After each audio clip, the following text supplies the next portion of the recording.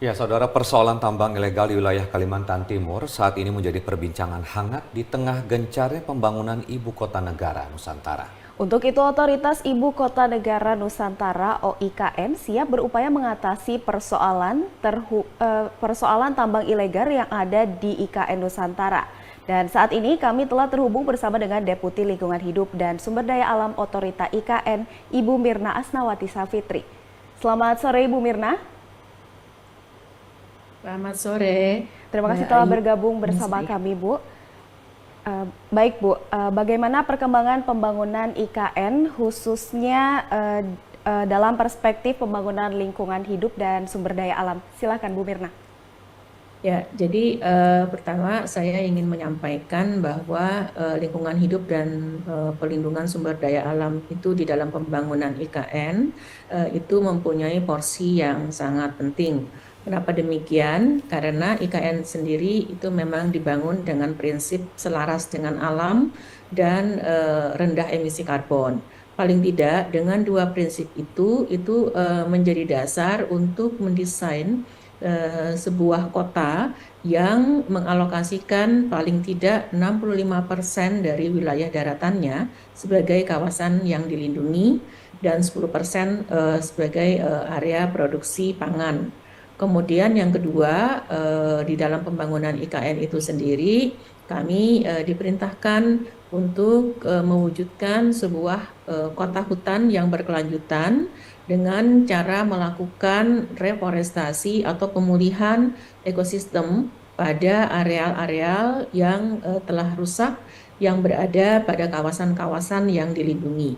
Jadi sampai dengan saat ini itu menjadi sebuah arahan kebijakan yang kami ikuti di dalam mempersiapkan pembangunan IKN. Tentu untuk itu ada beberapa hal yang dilakukan. Satu, tahun ini adalah tahun di mana kami banyak sekali mendesain kebijakan-kebijakan sebagai turunan dari kewenangan khusus Otorita Ibu Kota Nusantara di bidang lingkungan hidup dan sumber daya alam. Kemudian yang kedua, kami juga melakukan upaya-upaya untuk pengendalian pencemaran dan kerusakan lingkungan.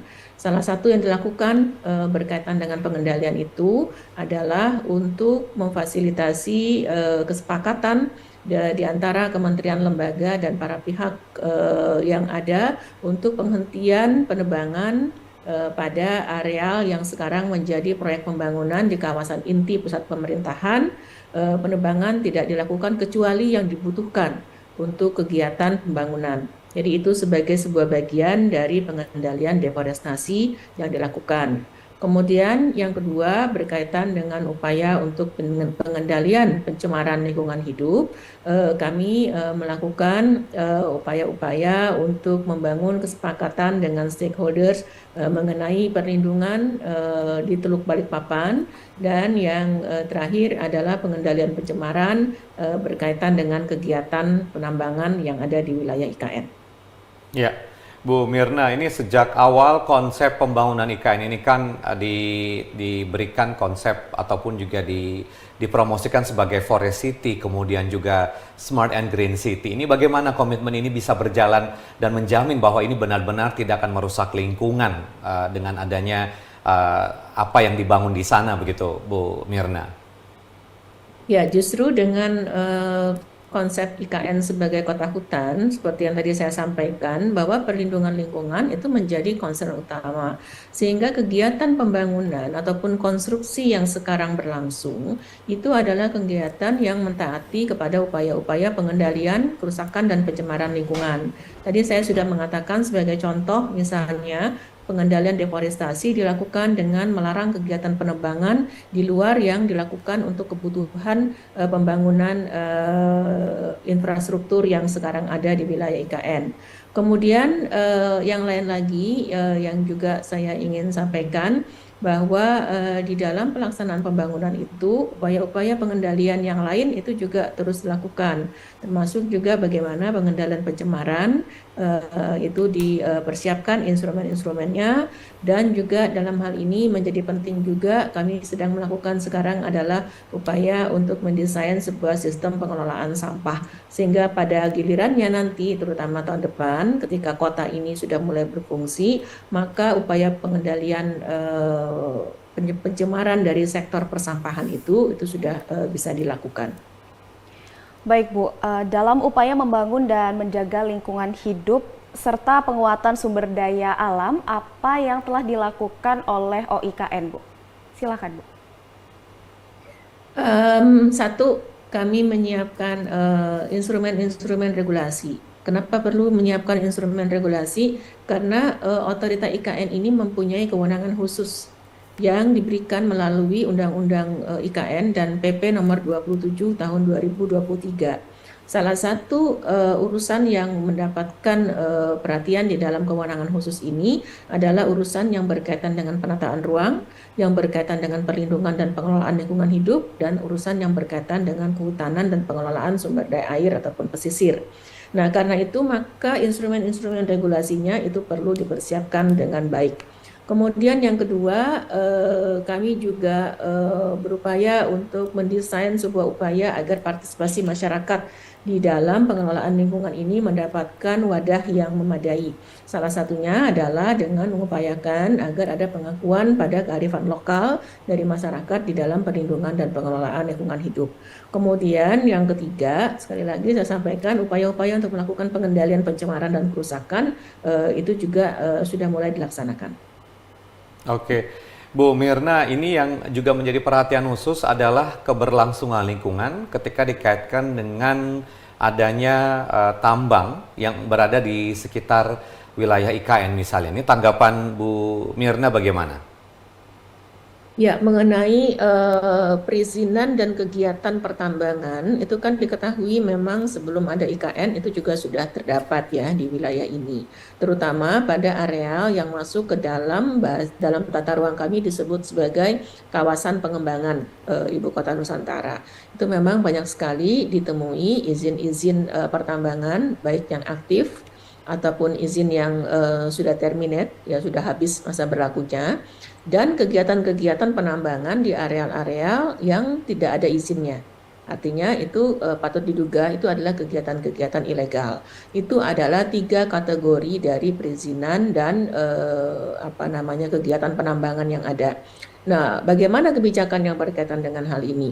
Pertama, dalam kaitan dengan upaya untuk membangun kota hutan, maka polisi yang diambil berdasarkan dari rincian rencana induk IKN dan juga arahan ruang kawasan strategis nasional IKN, maka terhadap pertambangan-pertambangan itu kebijakannya adalah IKN tidak lagi menerbitkan izin-izin tambang, termasuk juga memperpanjang dari izin-izin yang sudah habis masa berlakunya.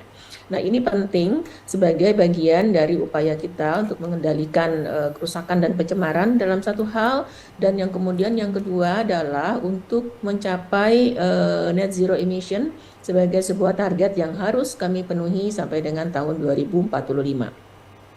Nah, kemudian yang kedua yang juga penting itu adalah bagaimana di area-area yang sekarang terdapat izin yang aktif, yang tentunya harus dihormati keberadaannya karena legalitasnya juga diterbitkan oleh pemerintah, itu kita akan mengupayakan agar semua pemegang izin menaati semua kewajiban-kewajiban lingkungan yang harus dilakukan, termasuk dalam hal ini adalah untuk melakukan reklamasi.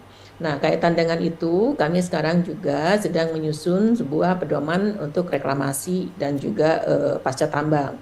Nah, nanti itu akan menjadi sebuah acuan bersama dalam kegiatan-kegiatan yang dilakukan oleh para pemegang izin.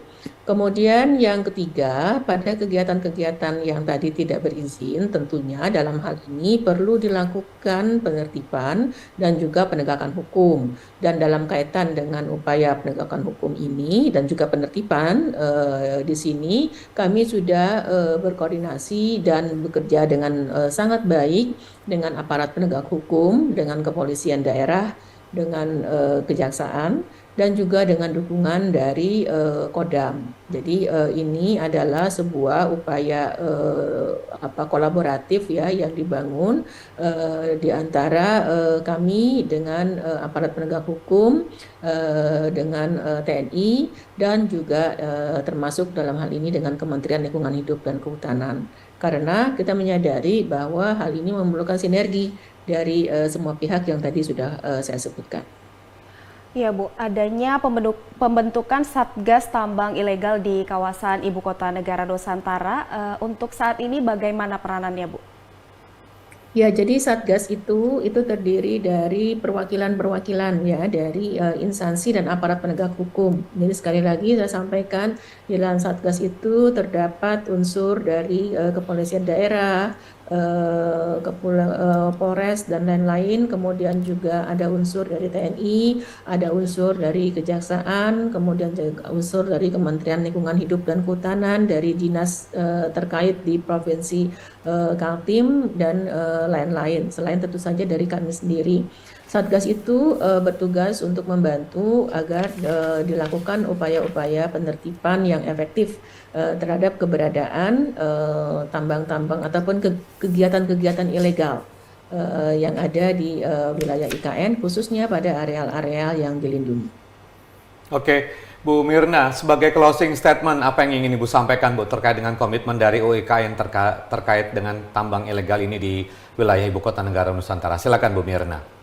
Ya, kita semua sekarang sedang bekerja keras, bergotong royong untuk membangun IKN yang ramah lingkungan. Kenapa kita harus membangun yang ramah lingkungan? Karena kondisi dari IKN yang ada saat ini itu sebagian besar areanya adalah area yang telah rusak ataupun terdegradasi ekosistemnya.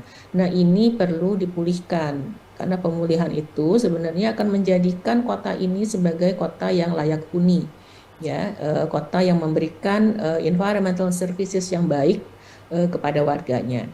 Nah, ini semua tidak akan bisa kita capai kalau kegiatan-kegiatan yang berpotensi untuk melakukan perusakan ataupun juga pencemaran lingkungan tidak dikendalikan dengan baik. Sehingga kami sangat bersyukur dengan dukungan dari semua pihak dalam upaya untuk melakukan pengendalian ini. Dan penertiban-penertiban yang dilakukan itu tidak lain adalah bagian dari upaya di dalam pengendalian kerusakan dan pencemaran lingkungan ini. Baik, Bu Mirna, terima kasih untuk kebersamaannya bersama kami untuk sore hari ini. Salam sehat dan semangat selalu. Ya, terima kasih Mas Said, Mbak Ayu, salam sehat buat semua pemirsa TVRI Kaltim.